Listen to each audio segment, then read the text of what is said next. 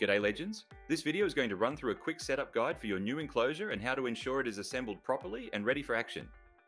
To begin, we recommend laying everything out before assembling to ensure you are not missing any pieces. This here is what you will receive in a standard RooBox enclosure, with the addition of the pole framing kit. If you want to source the poles yourself, you can get these from your local hardware store. They generally come in 3-meter lengths, which will need to be cut to size according to our cutting guide. We recommend placing a foam matting underneath your enclosure. This is cheap and can be purchased from your local hardware store. We also recommend using artificial grass as an overlay on top of the foam matting. This provides protection and a more realistic experience. We do not supply this. However, it is cheap and accessible online or at your local hardware store. For the first step in this assembly, we will be using the corner pieces, pole connectors, and poles. Both pole connectors and poles will not be included if you do not add the framing kit. Before laying out your corner pieces, ensure the bolts are loose and a pole can be inserted.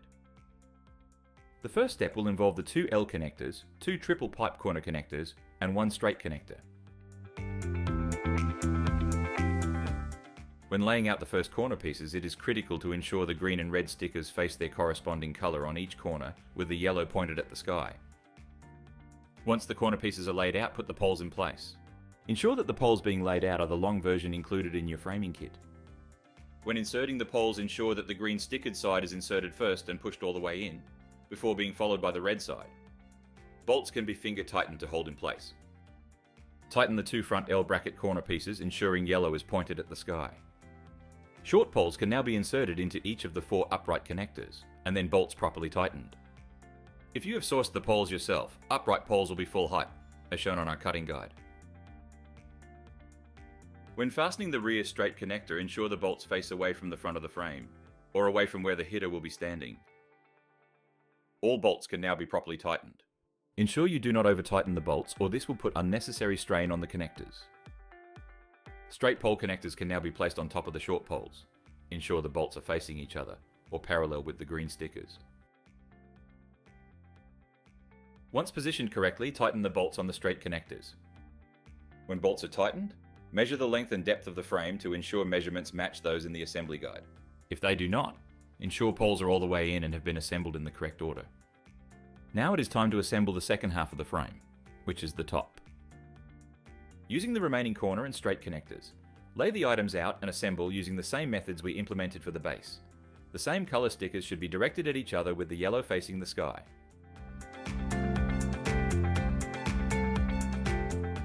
Just a reminder that the green pole should be inserted before the red pole. When fastening the straight connectors, ensure the bolts are facing in towards each other.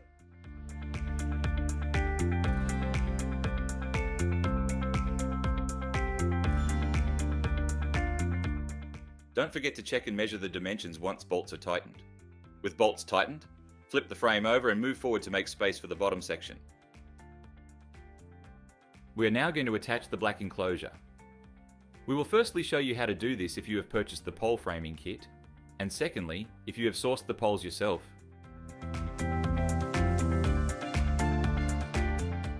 Firstly, unravel the enclosure, ensuring the Velcro is on the outside with the Aussie Golf Sims logo on the inner left-hand side when looking at it from the front.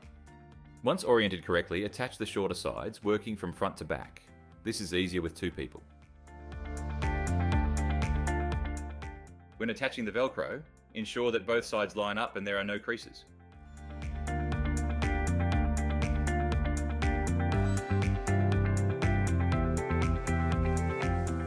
Once the sides are secured, complete the same process on the front. After securing the Velcro on all horizontal poles, attach the black bungees along the entire top length, ensuring the plastic ball is facing the correct direction as seen here. Once the top bungees are attached, do the same for the top 4 eyelets on the vertical poles. When the black bungees are attached, lift the entire top section up and insert the poles into the straight connectors of the bottom frame. Tighten bolts once poles are properly inserted. If you have self-sourced the poles, you will have cut them to length according to our cutting guide. The attachment of the black enclosure is almost identical to the steps shown in the framing kit version beforehand. It is simply done closer to the ground, with the top frame not having any vertical poles to rest on. If you're unsure on any of the Velcro or bungee attachment methods, please see the framing kit assembly shown previously, which will provide a more detailed explanation of fastening. Both DIY and framing kit assembly is the same from here on. Using the ladder, fasten the front vertical Velcro starting from the top and ensure this is secured correctly and flat.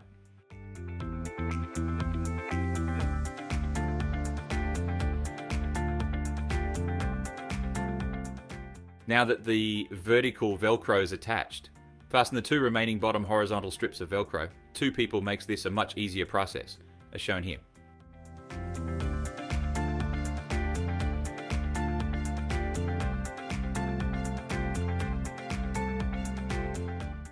The remaining black ball bungees can now be installed in all the eyelets along the back edges of the enclosure. Move the enclosure forward to make space for the impact screen attachment. It is time to get the screen installed using the white ball bungees, white impact screen and elastic. Unfurl the impact screen and ensure the long side is facing up. Begin fastening with the ball bungees in a top corner. Attach the top corner eyelets with 2 bungees as shown here.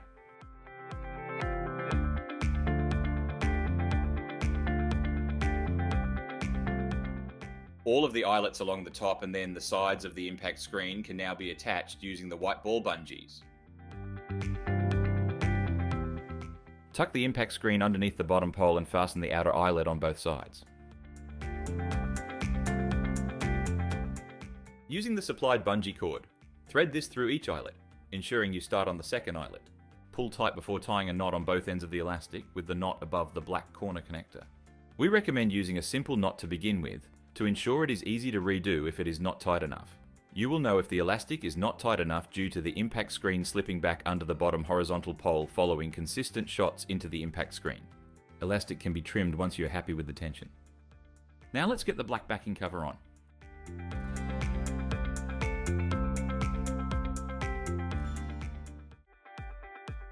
Begin by unraveling the cover and ensure the Velcro is facing the enclosure.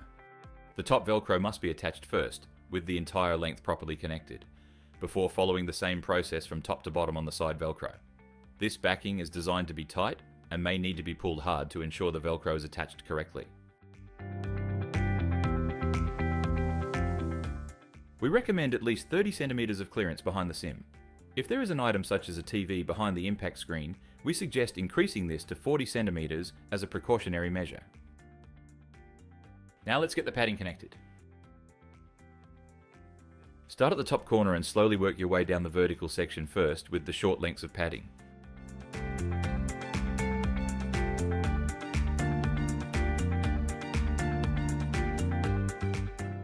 The long padding can then be connected with it, sitting slightly on top of the side padding. If you have included the side netting in your bundle, this is how to attach it to your enclosure. Begin by undoing the Velcro on the front vertical poles from about head high down. Ensure you have the correct side of netting. The soft side of the Velcro should be facing towards you when the netting is pointed towards the rear of the enclosure, as seen here. Begin attaching the Velcro of the side netting from the bottom, working your way up, ensuring the bottom is on the ground to stop low shots. The netting corner with the eyelet should be facing the rear of the enclosure while the Velcro is being fastened.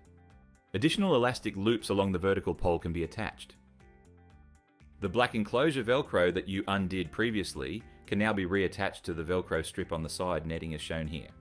Loop the long black elastic over the top pole as shown here, with it being attached to the corresponding Velcro patch on the top of the netting. Extend the side netting towards the front and position it wherever you desire. Using the provided weight bag, attach to the eyelet and pull the netting tight. This same method can now be done on the other side. If you have included the hitting mat in your package, now is the time for a practice swing.